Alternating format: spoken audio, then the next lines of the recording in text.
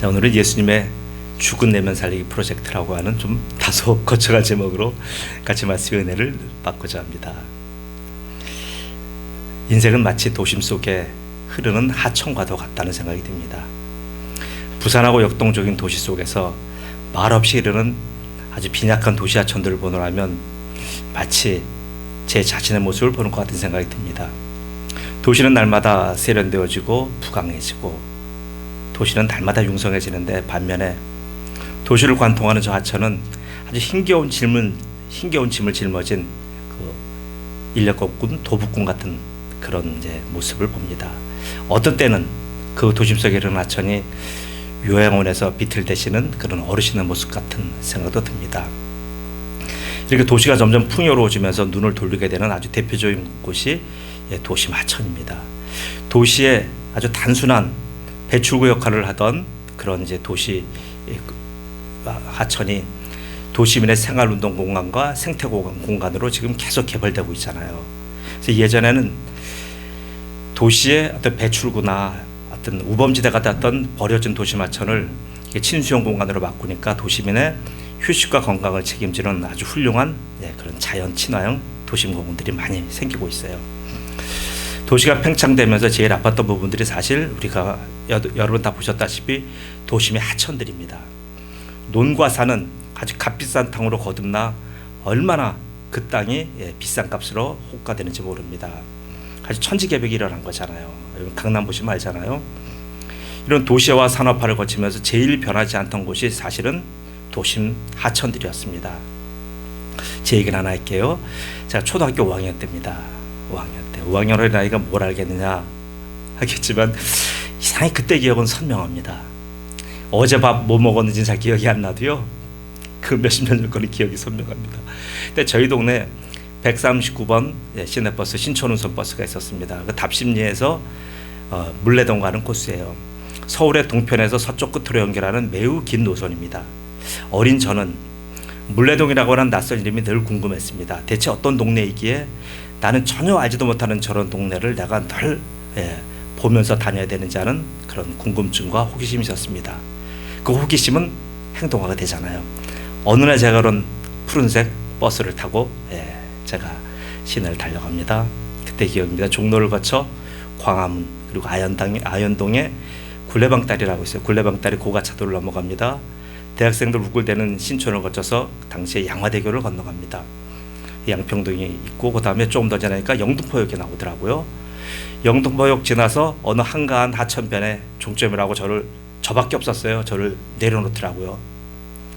그때 저는 본 하천의 그 광경이 평생 잊혀지지 않습니다. 당시 저는 그 하천이 안양천인 줄 알았어요. 제 어린 아이의 지식으로는. 근데 후에 알아보니까 그 하천은 관악산에서 발원하여 안양천으로 진입하는 도림천이라고 하는 하천이에요. 난관에서 내려본 하천은 청계천과 비교할 수 없을 정도의 아주 검붉은 색이었습니다. 저는 그때요 검은 하천을 처음 봤습니다. 늘 제가 어린 시절은 중랑천에서 몇 감고 수영하던 터이니 제가 받았던 충격이 얼마나 컸겠습니까. 검고 탁하고 역한 냄새로 숨이 막힐 지경이었어요. 그럼에도 불구하고 그 어린아이는 물레동 일대를 계속 걸어 다닙니다. 그때 제 눈에 보였던 물레동은 놀라움과 충격의 연속이었어요. 거대한 경성방직 공장에서부터 인천 방향으로 끝없이 뻗은 철공소, 기계공장, 주물공장 너무나 선명합니다. 그리고 잊지 못할 도림천 옆에 내셔널 플라스틱 공장, 권사님 아실 거예요. 내셔널 플라스틱 공장 옛날 제일 유명했어요. 차의 매음과 공장 소음은 이런 곳에서 어떻게 사람이 사나 할 그런 생각이 들 정도였습니다. 공기는 탁하고요, 하천은 죽음 냄새가 펄펄 나고요, 거기서 일하는 사람들은 왜 그렇게 왜소해 보였는지 기름때에 쪄들어져 있는 모습들입니다. 제 어린 인생이 70년대 한국 산업화의 민낯을 본 겁니다. 당시 제가 즐겨보던, 기억하실지 몰라요, 학생과학이라는 잡지가 있었어요. 월간지입니다. 근데 여기서 제가 봤던 충격적인 장면은 일본이 산업화를 거치면서 일본 사람들이 겪었던 엄청난 공해의 중독입니다. 공해 중독병이 있었어요. 그 병이 어떤 병이냐면 미나바타 병이라는 병과 이따이라는 병이에요. 그 병과 함께 물레동 도림천의 오염이 저한테 오버랩되면서 어린 저는 마치 실어증에 걸린 그런 환자처럼 어마어마한 제가 충격을 받았습니다.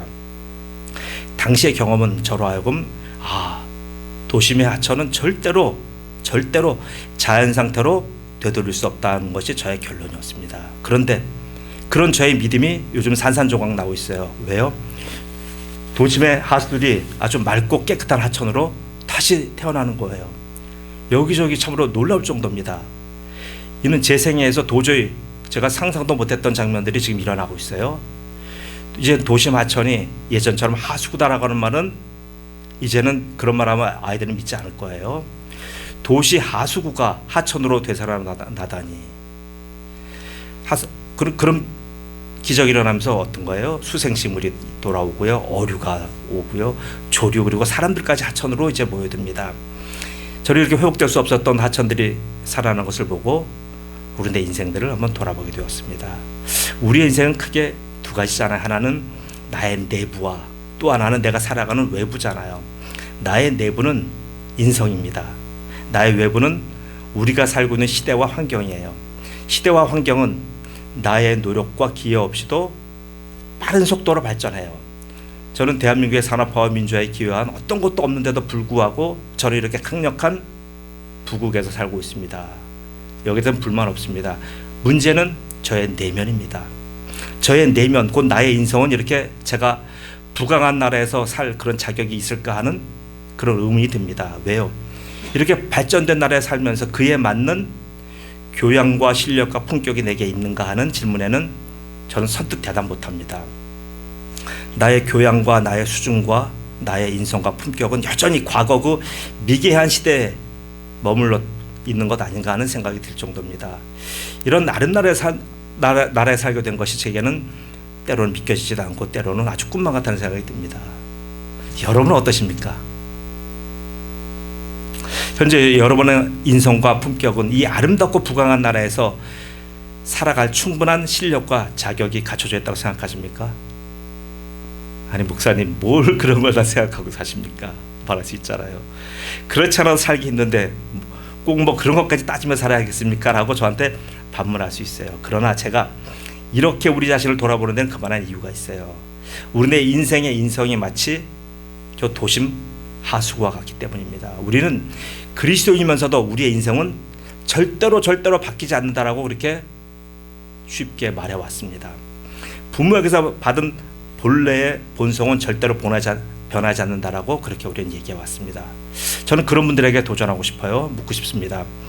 도시의 하수구가 도시의 생태하천으로 되살아났는데 절대로 변하지 않는 것이 변한다라고 변하는 세상 됐는데 왜 우리는 우리의 본성이 바뀌지 않는다라고 계속 얘기합니까? 여러분 이렇게 하천의 변천사를 제가 얘기한 것은 보면서 이것은 우리에게 어떤 중대한 시사점을 주기 때문입니다. 보세요. 누구나가 변할 수 있다고 하는 단 하나의 오늘 증거를 저는 거기서 찾았습니다. 오늘 본문 말씀도 그거예요. 마태복음 7장 28절 수고하고 무거운 짐진 자들아 다 내게로 오라. 내가 너를 쉬게 하리라. 이 말씀을 가지고 같이 제가 하천 얘기로 같이 풀어나갑니다. 인생은 수고와 무거운 짐을 지고 갑니다. 그렇지 않습니까? 누구도 예외는 아닙니다. 어떤 사람이라 할지라도 자기의 인생은 내 인생엔 구름 한 점 없습니다. 바람 하나 없는 한 점 행복한 나날입니다 라고 말할 사람 혹시 있으면 손 한번 들어봐 주세요. 없어요. 모든 인생은요 내적 수고와 외적인 무거운 짐에다 걸려 있어요. 그렇기에 사랑하는 성도 여러분, 여러분의 문제가 여러분만의 고통이라고 생각하지 마십시오. 누구나가 다 겪고 있는 문제입니다. 인간의 이상 모든 사람의 뱃속에는 오염물질과 앞으로 배설될 물질이 가득 쌓여 있어요. 그렇게 여러분이 당하는 삶의 질곡이 마치 나만 겪는 문제라고 생각하지 마십시오. 전부 다 행복한데 나만 홀로 뒷골목에 버려진 것 같은 그러한 자괴감에 빠지지 마십시오. 저는 도심의 하수같이 버려진 우리 인생들에게 다가오신 한 분을 소개하기 원합니다. 그분은 자신의 유익을 위하여 우리의 고효를 빼앗가는 분이 아닙니다. 자신의 목적을 위하여 우리를 수단으로 여기시는 분도 아닙니다. 그분은 준비되고 갖춰진 범생이들만 찾으러 오신 분이 아닙니다. 그분은 세상의 기업가들이나 권력가들이 찾는 그런 똘똘한 사람만 찾는 분이 아닙니다. 그분은요 오히려 하수와 중금속으로 번복이 되어 완전히 죽은 하천을 찾아오신 분입니다. 오늘 그분이 이 자리에 오셨어요. 그분 예수께서는 오셔서 이렇게 죽은 하수를 깊은 산의 계곡수보다 더 생명 넘치는 청정수로 바꿔주시는 분입니다. 믿으십니까? 아멘. 예수님의 죽은 내면 살리기는 마치 지방자치단체의 죽은 하천 살리기에 제가 비교합니다. 이런 지자체가 죽은 하천을 살리는 이유는 뭐예요? 단 하나예요. 그 죽은 하천이 그 유역의 모든 사람들을 다 괴롭히기 때문입니다. 하천 하나 살려놓으면 그 유역의 모든 사람들이 다 행복할 수 있기 때문에 각 지자체는 그 많은 재정을 투입하여 죽은 하천들을 살리는 겁니다. 예수님이 이와 같이 도심의 죽은 하천 같은 여러분과 저를 살리시는 겁니다. 모든 죽은 하천이 되살아나듯 모든 죽은 영혼은 예수님에 의해서 반드시 되살아납니다. 인간의 상처 입은 깊은 내면은 예수님으로만이 살아납니다. 예수님 앞에서 우리의 내면 하천의 실태가 완전히 드러났어요. 예수님이 우리 내면에 대한 진단을 보겠습니다. 우리의 내면은 어때요? 내적으로는요, 우리 인생은 내적으로는 중금속으로 오염됐고요, 외적으로는요 하수와 오수와 폐수로 번복이 되어 있어요. 그게 우리 모습입니다. 그걸 성경적으로 말한다고 한다면 본성의 죄와 늘상 짓는 자기가 좌범죄로 인하여 완전히 죽어있는 상태예요. 에베소서 2장 1절에서 3절입니다. 같이 한번 읽겠습니다. 시작. 그는 허물과 죄로 죽었던 너희를 살리셨도다. 그때 너희는 그 가운데서 행하여 이 세상 풍조를 따르고 공중의 권세 잡은 자를 따랐으니 곧 지금 불순종의 아들들 가운데 역사하는 영이라. 전에는 우리도 다 그 가운데서 우리 육체의 욕심을 따라 지내며 육체와 마음에 원하는 것을 하며 다른 이들과 같이 본질상 진노의 자녀이었더니. 이 모습이 우리의 영적인 상태, 우리 인성의 모습이었습니다. 완전히 죽어서 그 어느 누구도 손대지 못했던 그의 백성을 예수님이 어떻게 살리시는지 오늘 두 가지를 같이 얘기하면서 보겠습니다. 첫째로 예수님은 하천된 우리와 그 하천에 유입되는 많은 지천들을 구별시키셔요. 자, 여기서 하천은 우리들의 내면이고요, 지천은 우리 하나님의 백성들을 오염시키는 여러 가지 외부의 자극들입니다. 이는 하천인 우리를 보호하기 위해서 주님은 하천과 지천을 분리시키는 거예요. 예수님은요, 일반인들이 많이 얘기하듯이 예수님은 많은 지천들에 관심이 없어요. 지천은 갈각이 여러 가지 많은 자질구레한 하천들 얘기해요. 그런 지천에 관심이 없어요. 그의 관심은 오직 뭡니까? 오염되었지만, 썩었지만, 중금속으로 번복이 되어 있지만 그 하천에 예수님은 관심이 가 있는 거예요. 예수님의 관심은 그 죽은 하천이에요. 그래서 예수님이 마태복음 15장 24절에 뭐라고 말씀하십니까? 같이 읽겠습니다. 시작.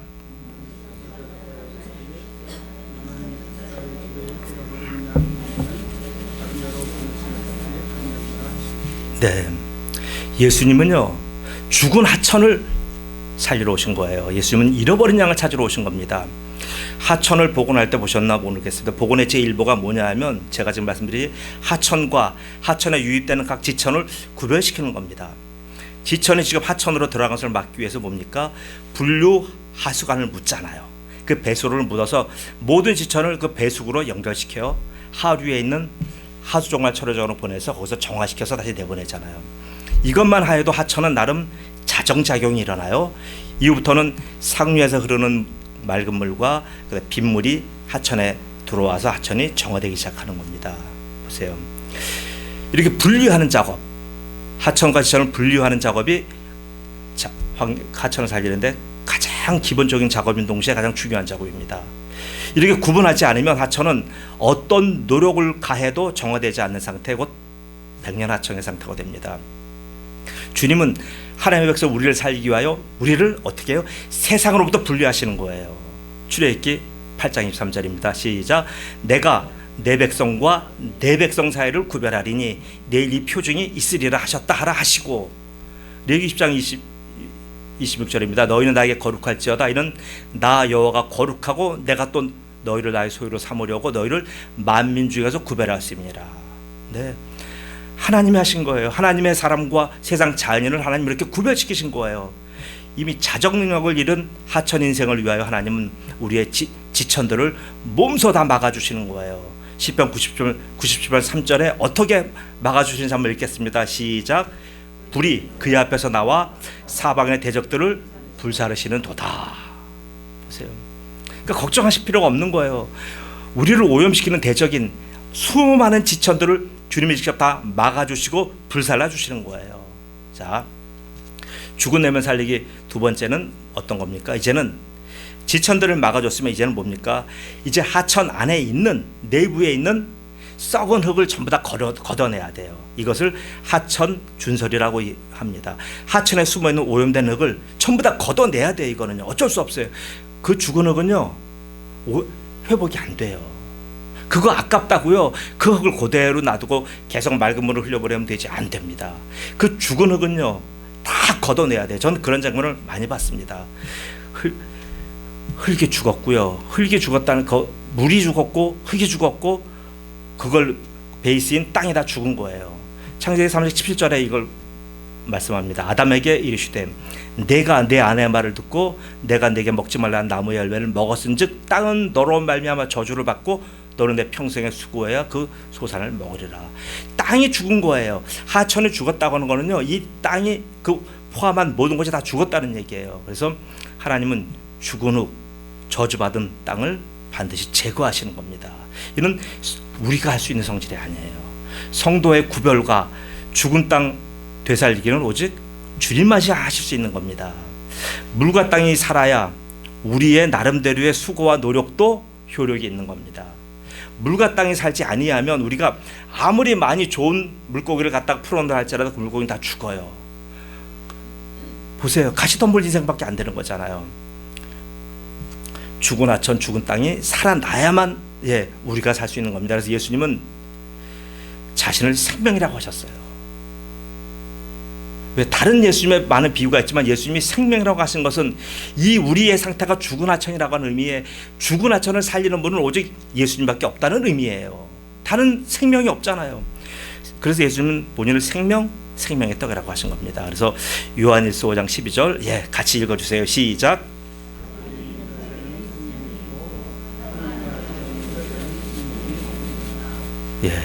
이렇게 말씀하신 겁니다. 물이 흐르고 그것을 품어내는 땅이 있다고 해서 그것이 다 생명 상태는 아닙니다. 오염된 것들을 다 제거해야 생명이 사는 겁니다. 자, 지천과 하천이 분리된 자는 이제 계속해서 쌓인 온이 그 더러운 흙들을 계속 제거해야 됩니다. 그래서 예수님은 요한복음 13장 10절에 뭐라고 말씀하셨습니까?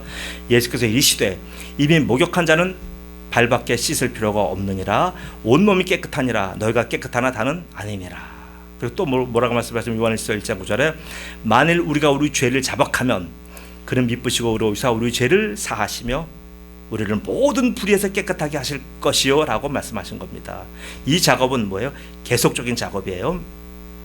자, 우리는 외부의 지천으로부터 받은 오염과 그것이 쌓여서 생긴 내부의 썩은 흙으로 몹시 더럽혀진 존재들입니다. 우리의 현 상태와 본 모습이 이러하므로 우리는 그동안 행복하지 못했던 이유가 여기에 있었던 거예요. 여러분, 다른 거를 보지 마세요. 부모를 잘못 만났다, 학교를 덜 다녔다, 내가 돈이 없다, 건강이 아프다, 이런 것은 불행의 조건이 아닙니다. 우리가 이렇게 행복하지 않았던 것은 바로 지금 이런 문제 때문에 그래요. 자, 그래서 이런 하천에는 우리가 죽었기 때문에 이런 하천에는 어떤 생명체도 오지 않고요. 혹시라도 누가 생명체를 풀어놨다고 할지라도 살지 못해요. 이것이 바로 본문의 수고와 무거운 짐진 상태, 이것을 말씀하는 겁니다. 이 짐은 누구도 풀 수 없어요. 그래서 누구도 풀 수 없기에 예수님이 오신 거예요.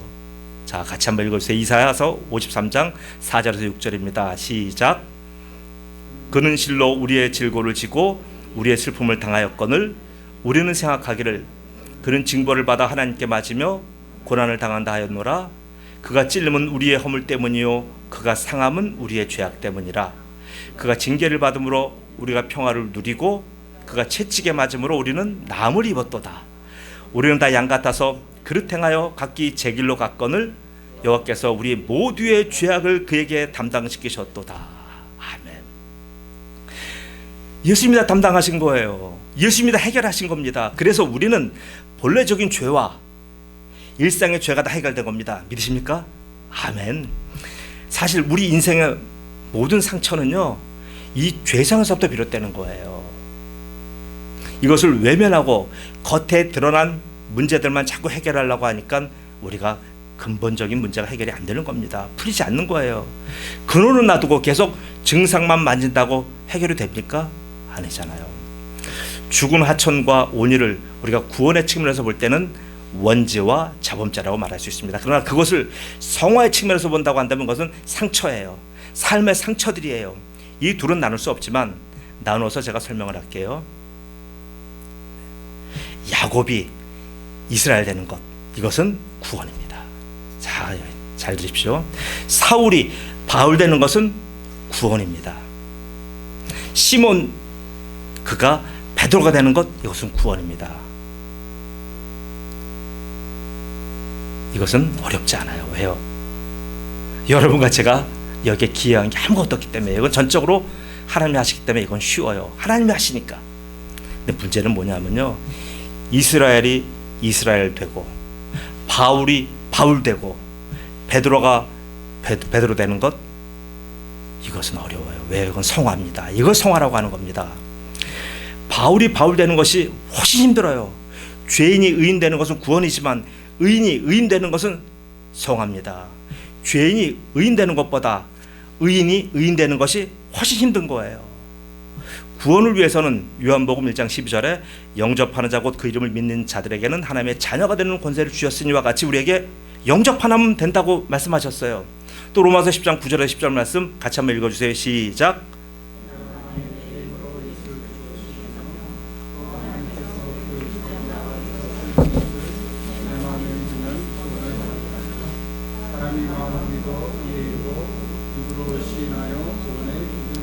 네, 계속 사도행전 16장 31절 시작. 이르되 주 예수를 믿으라 그리하면 너와 네 집이 구원을 받으리라, 이렇게 말씀하셨어요. 자, 구원은 너무나 쉬운 거예요. 복음은 구원이잖아요. 너무 쉬운 거예요. 그러나 성화를 위해서는요, 여러분, 상상을 초월하는 말씀들이 지금 성경에 나옵니다. 여러분, 자, 제가 말씀 몽동할 때 잘 들으십시오. 누가복음 14장 27절이에요. 누구든지 자기 십자가를 지고 나를 따르지 않는 자도 능히 내 제자가 되지 못하리라. 마태복음 10장 38절 또 자기 십자가를 지고 나를 따르지 않는 자도 내게 합당하지 아니하리라. 마가복음 8장 34절 무리와 제자들 불러주시되 누구든지 나를 따라오려거든 자기를 부인하고 자기 십자가를 지고 나를 따를 것이니라. 자, 남자만 읽어주세요. 마태복음 10장 24절 시작. 이에 예수께서 제자들에게 이르시되 누구든지 나를 따라오려거든 자기를 부인하고 자기 십자가를 지고 나를 따를 것이니라. 보세요. 주님은 성화 구원 받은 성도의 삶에 대해서는 자기 십자가를 지고 주님을 따르라고 말씀하십니다. 구원받은 성도가 이제 계속 살아가는 삶에 있어서는 자기 십자가를 지라고 말씀하시는 거예요. 구원받기 위해서 자기 십자가를 지라고 말씀 안 하셔요. 근데 구원받은 성도에게는 예수님은 자기 십자가를 말씀하십니다. 그래서 이미 구원받은 바울은 고린도서 15장 30절에 뭐라고 말씀하시냐면 형제들아 내가 그리스도 예수 우리 주 안에서 가진 바 너에 대한 나의 자랑을 두고 단언하나니 나는 날마다 죽노라, 이렇게 고백했던 거예요. 성화는요, 자기 십자가를 지고 내가 주님의 십자가 앞에서 매일매일 죽어가는 거예요. 예수님의 구원은 우리 내면의 근원적인 상처를 다 해결하셨어요. 하천과 지천을 구별하듯이요. 그러나 예수님의 성화는 우리에게 지속적으로 들어붙는 외면과 내면의 오염원들을 계속적으로 제거해 나가는 과정이에요. 이것이 우리의 삶이 지속될 때까지 계속해야 되는 생명 작업입니다. 그래서 예수님 마태복음 28장 20절에 자, 같이 읽겠습니다. 시작. 내가 너에게 분부한 모든 것을 가르쳐 지키게 하라. 볼지어다 내가 세상 끝날까지 너희와 항상 함께 있으리라 하시니라고 하시는 거예요. 세상 끝날까지 항상 함께 하시는 이 은혜가 우리를 살리셨고 지금도 살리시고 앞으로도 계속 살리실 겁니다. 이런 은혜를 배경으로도 구원과 성화를 이뤄내셔서 감동적이고 열정적인 인생의 주인공이 되시기를 예수님의 이름으로 축복합니다. 아멘. 기도합니다. 아버지 하나님, 은혜 감사합니다. 죽은 하천을 맑은 생명수가 흐르는 그런 강으로 살려주신 하나님을 찬양합니다. 구원은 전적으로 하나님께서 하셨고 하나님으로 말미암아 우리가 이 구원을 얻게 된 것을 주님 앞에 감사드립니다.